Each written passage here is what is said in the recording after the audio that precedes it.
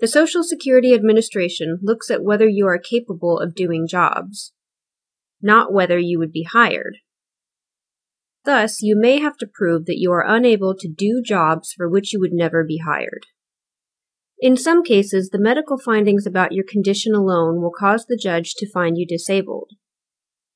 In other cases, the majority, we usually have to prove two items. 1. Your medical impairments prevent you from performing any significant job you've done in the past 15 years. 2. There are not many other jobs you are capable of doing considering your age, education, and work experience. Think about all the jobs you have had in the past 15 years and pick out the easiest one. If you did that easiest job long enough to learn how to do it and earned a minimum amount of money from that job, we have to prove that you cannot do that easiest job, even if we are certain you would never be hired for that job again, even if the company where you worked no longer exists, and even if the job is no longer available elsewhere. Proving the second item is even more complicated and opposed to common sense. In many cases, we have to prove that you are incapable of doing jobs that we know you would never actually be hired for. This does not mean that you have to be unable to do anything. In fact, very few people who go in front of an administrative law judge are unable to do any job at all. This is an important point to grasp because one way to determine disability is by figuring out what you can do. Then we can determine whether or not jobs within your capacity exist in significant numbers in the economy, considering your age, education, and work experience. The rules that we use for determining disability apply most directly to impairments that limit your physical ability to stand, sit, walk, lift, bend, or work with your hands.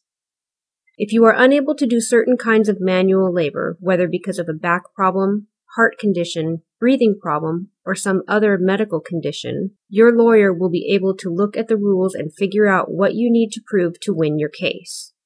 Here are some examples. If you are under age 50, the general rule is that you must prove that you cannot do an easy sit-down job or even a job where you are allowed to alternate sitting and standing during the workday. You have to prove this even though you might not be hired for such a job. If you are age 50 through 54, the general rule is that you must prove that you cannot do light work, that is, work involving being on your feet most of the day and lifting up to about 20 pounds.